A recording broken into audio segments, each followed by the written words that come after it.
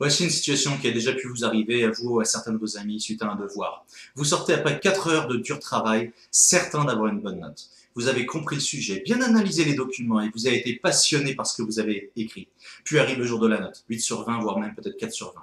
Incrédule, vous voyez simplement ce que le prof a écrit. Vous ne démontrez pas, ou incomplet, ou insuffisant. Alors, qu'est-ce que demandent réellement vos correcteurs ?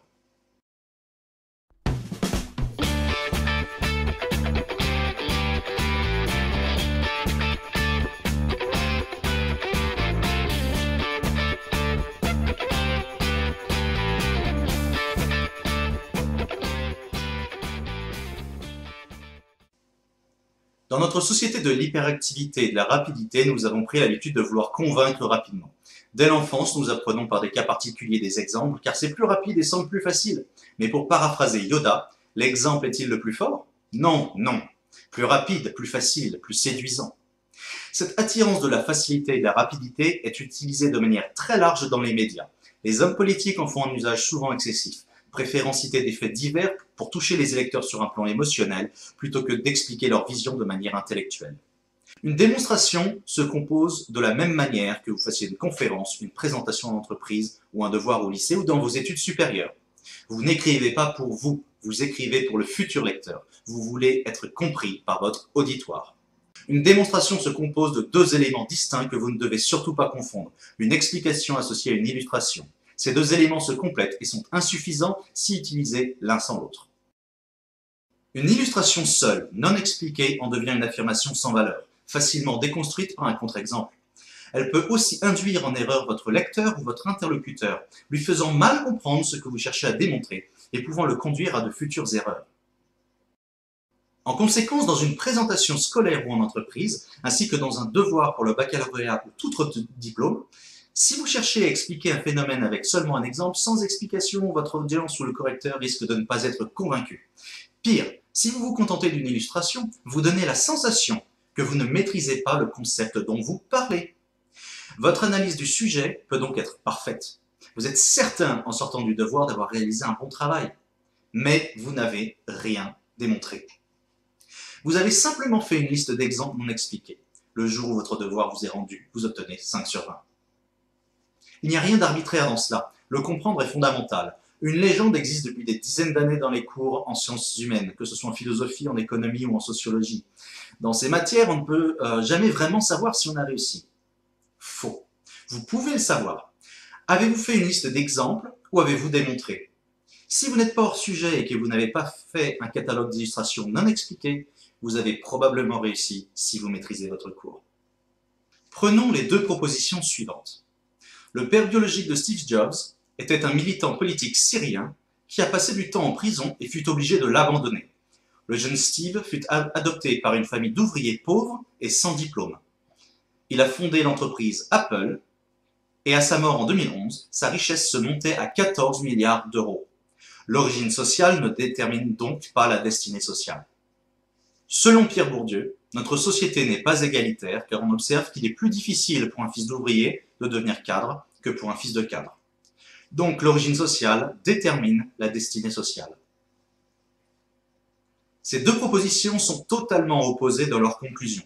Elles sont toutes les 2 correctes, mais illustrent 2 visions contradictoires en sociologie. Laquelle est la bonne ?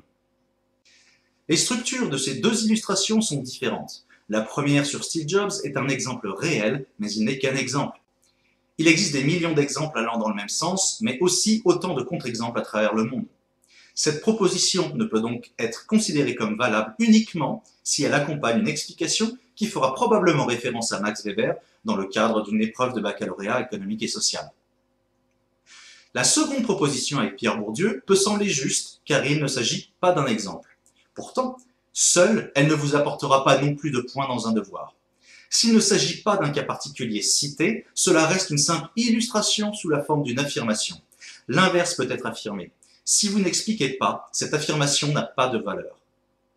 Si votre devoir est intégralement rédigé en utilisant ces 2 formes d'illustration, vous aurez une très mauvaise surprise lorsque vous recevrez votre note, même si vous connaissez parfaitement votre cours. N'abandonnez pas pour autant l'usage de l'illustration.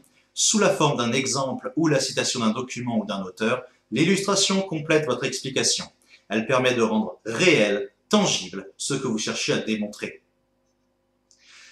C'est pour cette raison que lorsque vous êtes en cours, vos enseignants vont citer le dernier film sorti, vous faire écouter une musique en classe ou parler de la philosophie exprimée dans une série télé à la mode. Ils vous présentent le concept sur lequel vous travaillez en vous parlant de quelque chose que vous connaissez pour vous aider à visualiser l'idée. À l'instant, vous l'avez peut-être remarqué, je viens de vous expliquer l'importance de l'illustration, suivie par une illustration de son importance, avec des situations que vous avez très probablement déjà vécues en cours, de l'école primaire jusqu'aux études post-bac. Une explication est une construction très différente de l'illustration. Une explication est composée de déclarations qui peuvent être vraies ou fausses.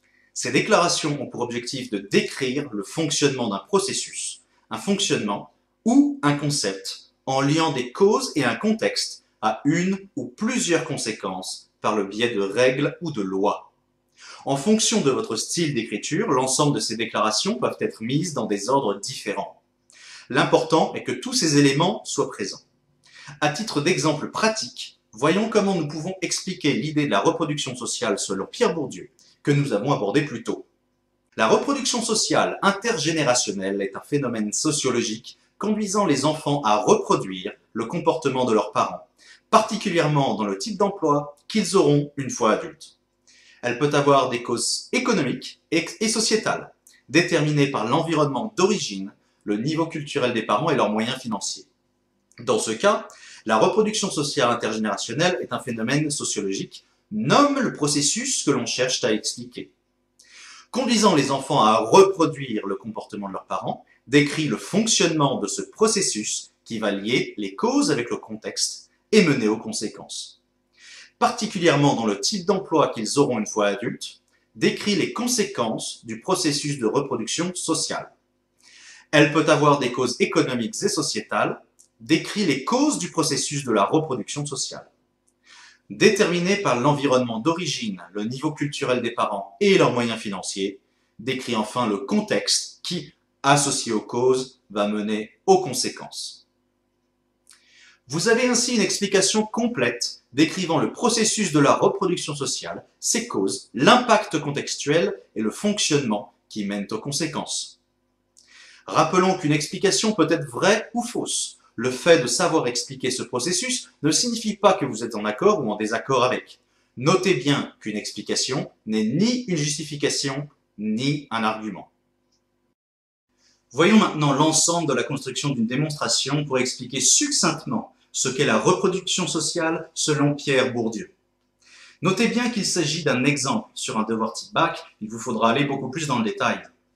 Tout d'abord, l'explication que nous venons de voir. La reproduction sociale intergénérationnelle est un phénomène sociologique conduisant les enfants à reproduire le comportement de leurs parents, particulièrement dans le type d'emploi qu'ils auront une fois adultes. Elle peut avoir des causes économiques et sociétales déterminées par l'environnement d'origine, le niveau de culture des parents et leurs moyens financiers. C'est ce que Pierre Bourdieu appelle le capital social, le capital culturel et le capital économique. Puis, illustration. Ainsi, selon Bourdieu, l'origine sociale crée une situation dans laquelle il est plus difficile pour un fils d'ouvrier de devenir cadre que pour un fils de cadre. En effet, le fils de cadre aura probablement le bénéfice d'avoir des parents cultivés le poussant dans ses études, plus aisé financièrement et un réseau social dès ses jeunes années pour lui permettre de construire son réseau professionnel. Le fils d'ouvrier aura plus de difficultés à obtenir ces avantages. Au sein d'une démonstration, vous n'êtes pas obligé d'expliquer avant d'illustrer. Il est parfaitement acceptable d'ouvrir votre démonstration par un exemple pour mettre le lecteur dans le contexte, puis amener par la suite l'explication. Lorsque vous rédigez une dissertation, si vous suivez les consignes apprises en seconde et en première, c'est littéralement ce que vous faites, en débutant votre introduction par une phrase d'accroche. Cette illustration, souvent sous la forme d'un exemple ou d'un lieu commun, met votre lecteur dans le contexte pour l'amener en douceur et de manière compréhensible à votre démonstration. Aujourd'hui, vous avez appris la distinction entre explication et illustration. Vous savez désormais qu'un exemple n'est jamais une explication ou une démonstration. L'exemple ou l'illustration de votre choix accompagne l'explication et l'addition de ces deux éléments constitue la démonstration. Au passage, vous avez appris l'importance de ce qui est souvent appelé dans les études la phrase d'accroche. Désormais, vous savez démontrer et vous connaissez les pièges à éviter. Merci pour avoir regardé ce cours de méthodologie et un grand merci à nos mécènes sur Tipeee.com qui l'ont rendu possible. L'objectif de Brest Formation est d'apporter de la connaissance librement, gratuitement et accessible à tous. Si vous souhaitez nous aider à créer toujours plus de contenu, vous pouvez vous aussi devenir l'un de nos mécènes sur Tipeee, sur la page tipeee.com/brestformation. Si vous souhaitez continuer à apprendre avec nous, il vous suffit de vous abonner à notre chaîne YouTube et s'il vous reste des questions sur la méthode démonstrative, vous pouvez les poster directement en commentaire sous cette vidéo.